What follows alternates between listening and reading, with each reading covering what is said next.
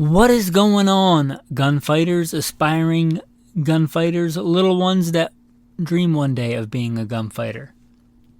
Welcome to Gunfighter Life, the podcast where we talk about guns, gunfighting, tactics, ballistics, survival, the right way, with God at the center, Judeo-Christian values, and real-world first-hand experience.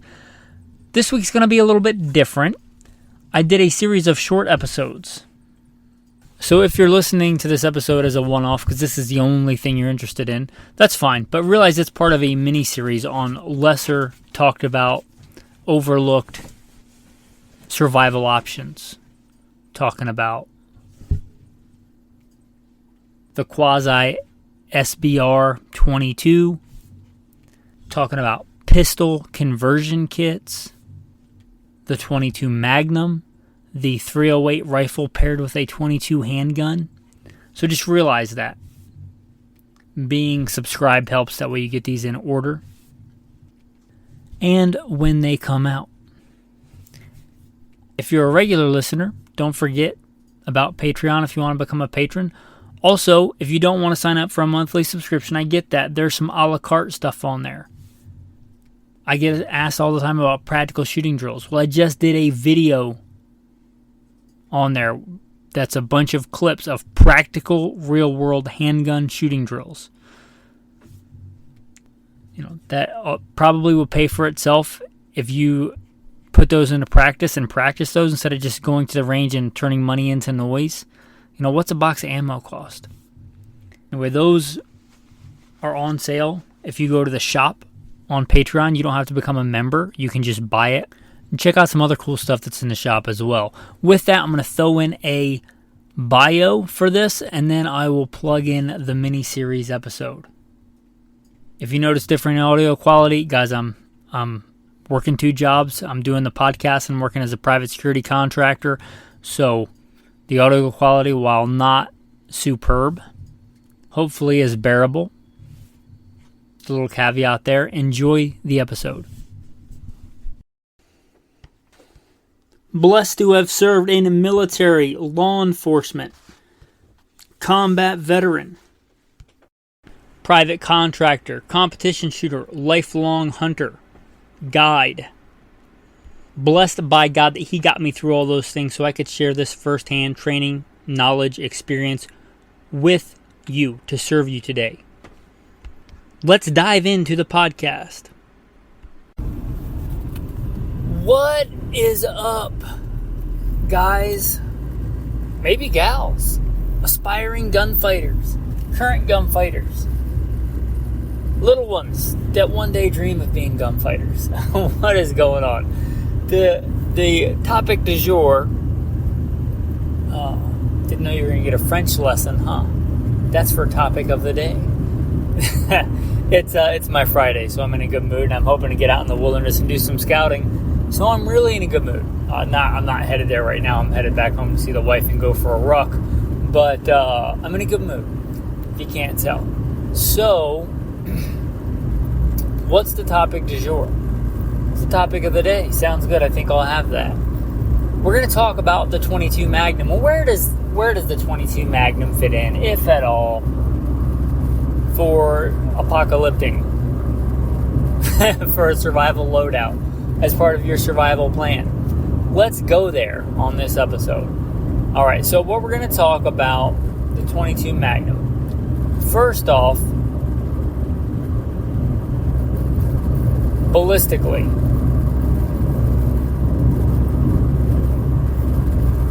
Where does it stack up ballistically versus the 22 long rifle? Well, let me just tell you that it's quite a bit of a gain over the 22 long rifle. Okay, so there's a lot of different loadings, obviously. I like to stick with kind of round numbers, even if they're not exact. The 22 long rifle, kind of the standard good load that I think of is a CCI Mini-Mag. Obviously, there are many loads for the 22 long rifle. I think of a CCI Mini-Mag somewhere in the 36 to 40-ish grain, because there's different loadings, even of the Mini-Mags, at around 1,200 and some change. The 40-ish grain 22 Magnum load I saw on Wikipedia is cooking at about 1875, and that's out of a 24-inch barrel. So it's an appreciable gain, right? And you could say, well, what about it in a 16-inch barrel versus a 22 long rifle? What about it in a handgun? Let's not get too nerdy, right? We could do a whole episode on 22 Magnum ballistics, but it's an appreciable gain, especially in a rifle over a 22 long rifle. So it's more powerful. Now, is that what you want? That depends. I'm going to start off with one of the big strengths of the 22 Magnum. Power to weight ratio, right? If you're looking at it like torque or power to weight ratio, it's really, really high on the scale. Maybe the only thing that's better in a common cartridge would be the 5.7. But the 22 Magnum has an incredible power to weight ratio. Not because it's crazy powerful, because it's crazy light. It's not going to weigh a whole lot more than 22 long rifle, because the projectiles, where the most dense material is the lead and the copper wash usually, they weigh about the same generally. You're talking 30-something, 40-something grain bullets in both. You get a little bit longer case, which is thin brass. It doesn't weigh a lot. And the powder, where the power is, weighs very little. So you get a high power to weight ratio.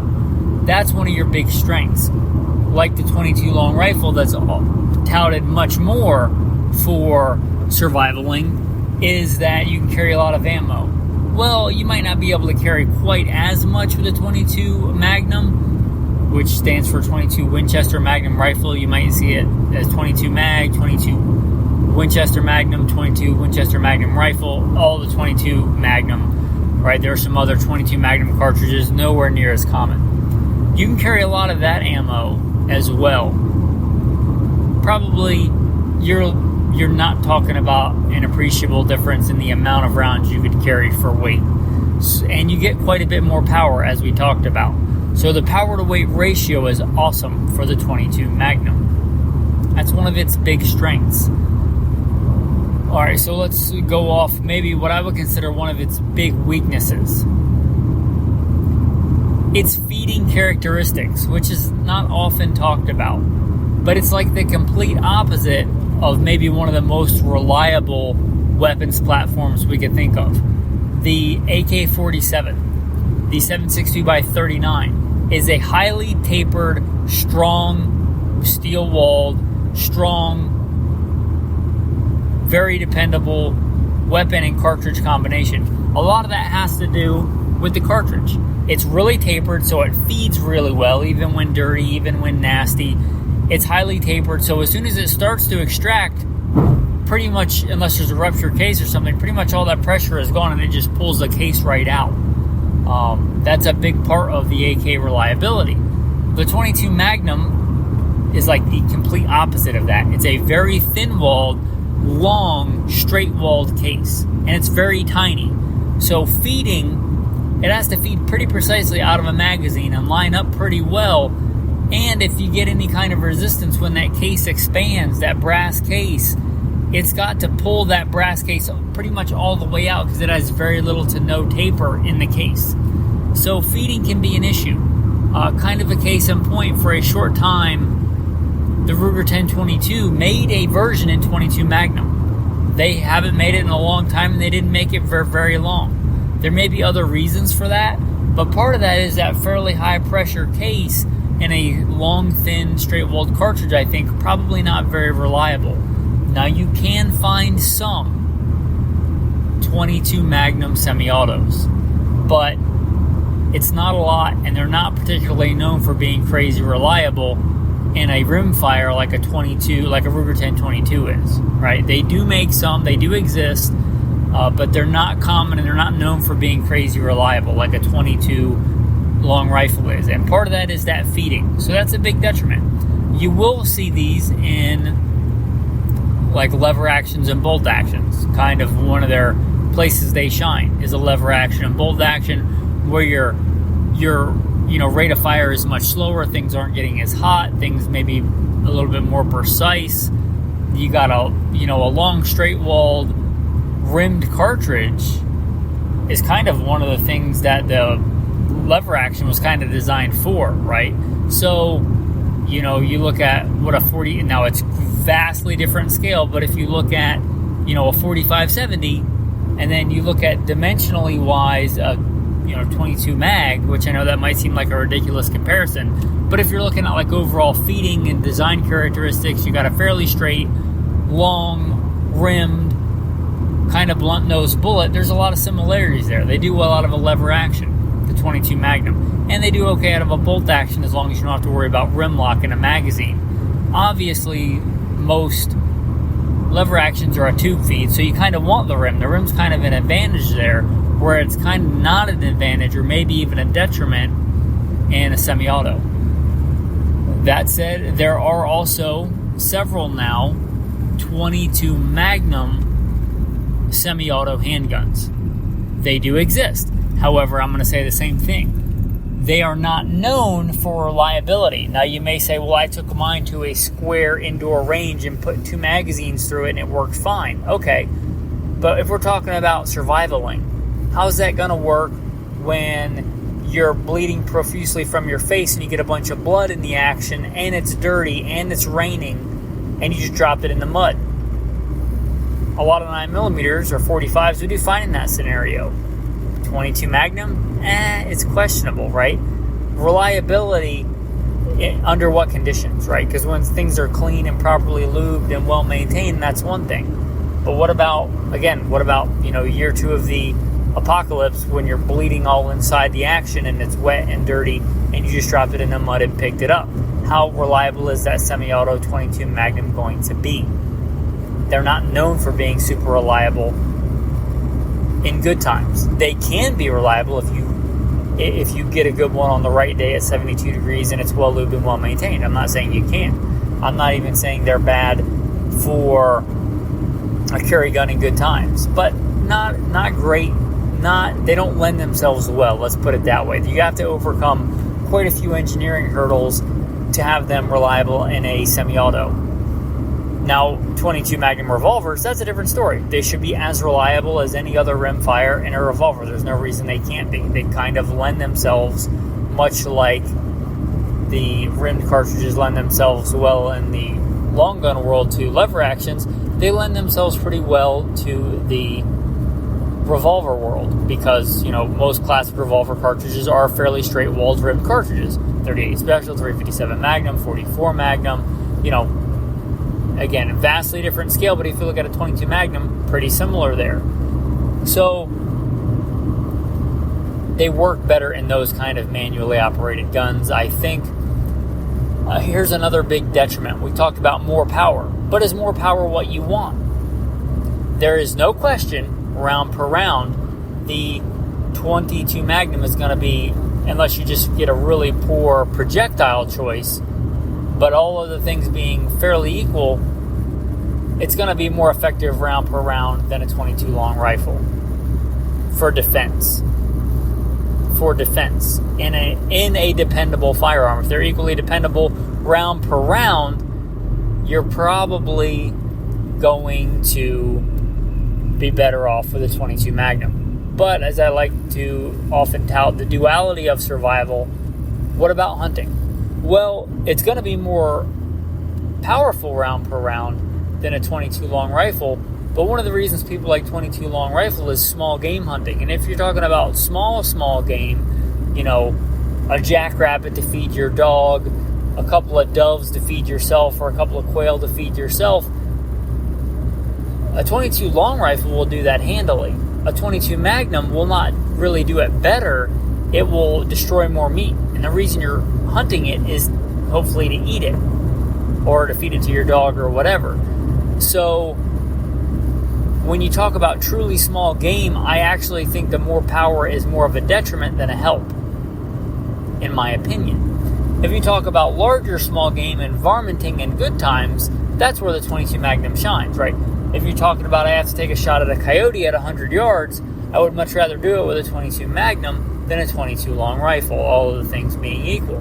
If you talk about a fox, same thing. If you talk about a raccoon, same thing, unless I'm trying to be quiet. I would rather do it with a 22 Magnum. So if you're talking about like that medium or large small game, if that can be a term, 22 Magnum is more effective on that. But how much of that is going to play into an apocalypse plan, right? Are you going to be running around trading coon skins for I don't know, as a barter item in the apocalypse? Probably not the best plan. So the more power in the hunting side, if you're talking about truly small game, I see as more of a hindrance. Not because it won't kill small game, it certainly will. But if you're shooting a gray squirrel, you're probably going to do better shooting it with a 22 long rifle than a 22 Magnum. If you're, shooting a bunch to feed your dog or whatever you're doing. So there's that. There's my opinion on that. And of course, certainly more, if you're not talking about a semi-auto, maybe a better choice in a revolver or a lever gun if you're talking about defense than the 22 long rifle. Now, the other big detriment is cost. One of the reasons, I think, even though they wouldn't admit it, that a lot of preppers will pick the 22 long rifle is it's cheap. They're like, I can get a $300 1022 and a couple of bricks of ammo, and I'm not into it $400, and it's just as good as an AR-15. I don't think that's true, but that's one of the things I think in the back of their mind. They're like, it's cheap, and I can justify it, and it's cheap. Okay, it's cheap. It is cheap, but that's one of the big detriments to the 22 Magnum. Now, if you're talking about a bug-out gun, again, the amount of ammunition you're going to carry in your pack, if it costs you $100 for your ammunition loadout versus $200, I'd say that's a marginal difference. If you're talking about stockpiling it for bugging in and you want to store tens of thousands of rounds, the difference in ammo cost is not trivial. So that's one of the big hits on it. Another one of the big hits is it's not nearly as common. It's maybe the second most common rimfire, but it pales in comparison to the common use of the 22 long rifle. So if you're talking about finding ammo, not super great for that. And unless you get one of the revolvers that has different cylinders, it's not interchangeable because it's different. It's not a heeled bullet. It's a more what's a more common today type of bullet because it came out much later in the 50s, if Wikipedia can be believed, versus the 1800s. So it's not, unless you have a different cylinder, compatible in 22 long rifle guns and 22 mag guns. Are not really interchangeable, again, unless you're talking about single action switch cylinder revolvers. So a lot of that commonality, a lot of the common ammo, and the cost is not really there. So just some things to consider. If you're looking for straight power to weight ratio, if you're looking for like a bug out option, you want more power than the 22 long rifle, and it's a manually operated gun. Again, I've talked about some of the advantages, but again, this is why it's in the lesser discussed, lesser talked about things. It's not mainstream like the 22 long rifle would be talked about for survival. But it does have some advantages, so I figured we'd hash those out here. Your tactical tip of the day is going to be a book recommendation. 1491. I'm getting towards the very end of that book. There's some things I disagree with in the book, but obviously I'm an independent thinker. I'm not going to agree with everything the author says, but it's eye-opening, and a lot of the stuff, if true, I did not know. So 1491, I would recommend that book. It's pretty good, not necessarily for like prepper type reading, but it's just really cool stuff. There are some prepper lessons in there if you think outside the box, but it's just a good book. So that's your tactical tip of the day, your tactical verse of the day. For I will be merciful to their unrighteousness, and their lawless deeds I will remember no more. Thanks, and have a blessed day.